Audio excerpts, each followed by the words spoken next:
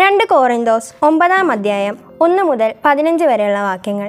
വിശുദ്ധർക്ക് വേണ്ടിയുള്ള ശുശ്രൂഷയെ പറ്റി ഞാൻ നിങ്ങൾക്ക് എഴുതേണ്ടതില്ല. നിങ്ങളുടെ സന്നദ്ധത എനിക്ക് ബോധ്യമുള്ളതാണ്. കഴിഞ്ഞ വർഷം മുതൽ അക്കായയിലുള്ളവർ തയ്യാറായിരിക്കുകയാണെന്ന് മക്കേദാനിയക്കാരോട് ഞാൻ പ്രശംസിച്ച് പറയുകയുണ്ടായി. നിങ്ങളുടെ തീക്ഷ്ണത നിരവധി ആളുകൾക്ക് ഉത്തേജനം നൽകിയിട്ടുണ്ട്. ഇക്കാര്യത്തിൽ നിങ്ങളെക്കുറിച്ചുള്ള ഞങ്ങളുടെ പ്രശംസ നിരർഥകമാക്കാതിരിക്കാനാണ് സഹോദരന്മാരെ ഞാൻ അയച്ചിരിക്കുന്നത്. ഞാൻ പറഞ്ഞിരിക്കുന്നത് പോലെ നിങ്ങൾ തയ്യാറായിരിക്കണം.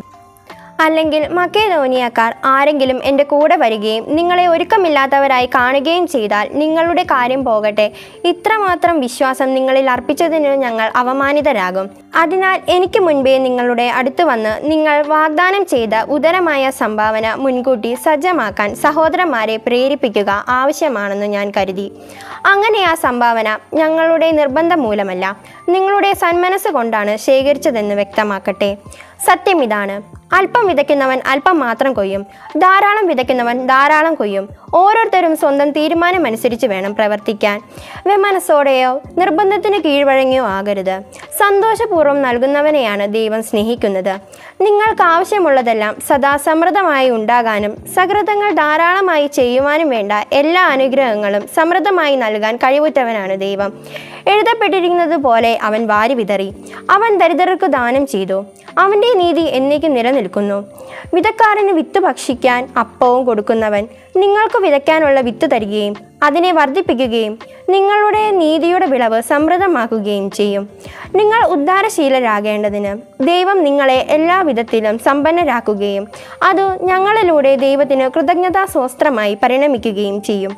എന്തെന്നാൽ സേവനത്തിൻ്റെ ഈ ശുശ്രൂഷ വിശുദ്ധരുടെ ആവശ്യങ്ങൾ നിറവേറ്റുക മാത്രമല്ല, ദൈവത്തിനർപ്പിക്കുന്ന നിരവധി കൃതജ്ഞതാസ്തോത്രങ്ങളിലൂടെ കരകവിഞ്ഞൊഴുകുക കൂടി ചെയ്യുന്നു. ക്രിസ്തുവിൻ്റെ സുവിശേഷം ശിരസാ വഹിക്കുന്നതിനുള്ള നിങ്ങളുടെ വിധേയത്വം വഴിയും അവരോടും മറ്റെല്ലാവരോടും നിങ്ങൾക്കുള്ള കൂട്ടായ്മയുടെ ഔദാര്യം വഴിയും നിങ്ങളുടെ ശുശ്രൂഷയെപ്പറ്റി ബോധ്യപ്പെട്ട് അവർ ദൈവത്തെ സ്തുതിക്കും. മാത്രമല്ല, നിങ്ങളിൽ മികച്ചു നിൽക്കുന്ന ദൈവകൃപ നിമിത്തം അവർ നിങ്ങളെ കാണാൻ ആഗ്രഹിക്കുകയും നിങ്ങൾക്ക് വേണ്ടി പ്രാർത്ഥിക്കുകയും ചെയ്യും. അവർണ്ണീയമായ ദാനത്തിനു ദൈവത്തിന് സ്തുതി. 2 കോറിന്തോസ് 9 അധ്യായത്തിലെ ചോദ്യങ്ങളും ഉത്തരങ്ങളും.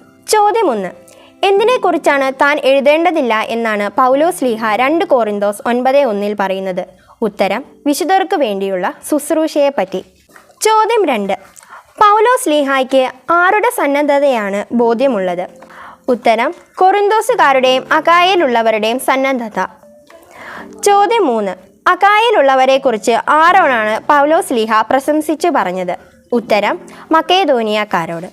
ചോദ്യം 4: മക്കേദോനിയക്കാരോട് അക്കായയിലുള്ളവരെക്കുറിച്ച് പൗലോസ്ലീഹ എന്താണ് പ്രശംസിച്ചു പറഞ്ഞത്? ഉത്തരം: കഴിഞ്ഞ വർഷം മുതൽ അവർ അക്കായയിലുള്ളവർ തയ്യാറായിരിക്കുകയാണെന്ന്. ചോദ്യം 5: ഇക്കാര്യത്തിൽ ആരെക്കുറിച്ചുള്ള ഞങ്ങളുടെ പ്രശംസ നിർദ്ധരികമാക്കാതിരിക്കാനാണ് സഹോദരന്മാരെ ഞാൻ അയച്ചിരിക്കുന്നതെന്നാണ് പൗലോസ്ലീഹ 2 കോറിന്തോസ് 9:3 പറയുന്നത്? ഉത്തരം: കോറിന്തോസുകാരുടെയും അക്കായയിലുള്ളവരുടെയും സന്നദ്ധത. ചോദ്യം 6: 2 കോറിന്തോസ് 9:5 അനുസരിച്ച് സംഭാവന എങ്ങനെ ശേഖരിച്ചെന്നാണ് വ്യക്തമാക്കേണ്ടത്? ഉത്തരം: ഞങ്ങളുടെ നിർബന്ധം മൂലമല്ല, നിങ്ങളുടെ സന്മനസ് കൊണ്ടാണ് ശേഖരിച്ചതെന്നാണ് വ്യക്തമാക്കേണ്ടത്. ചോദ്യം 7: 2 കോറിന്തോസ് 9:6 പ്രകാരം ആരാണ് അല്പം മാത്രം കൊയ്യുന്നത്? ഉത്തരം: അല്പം വിതയ്ക്കുന്നവൻ. ചോദ്യം 8: ഓരോരുത്തരും എങ്ങനെയാണ് പ്രവർത്തിക്കേണ്ടത്? ഉത്തരം: ഓരോരുത്തരും സ്വന്തം തീരുമാനമനുസരിച്ച് പ്രവർത്തിക്കണം. ചോദ്യം 9: ആരെയാണ് ദൈവം സ്നേഹിക്കുന്നത്? ഉത്തരം: സന്തോഷപൂർവ്വം നൽകുന്നവനെ. ചോദ്യം 10: അവർ ആർക്കാണ് ദാനം ചെയ്തത്? ഉത്തരം: ദരിദ്രർക്ക്.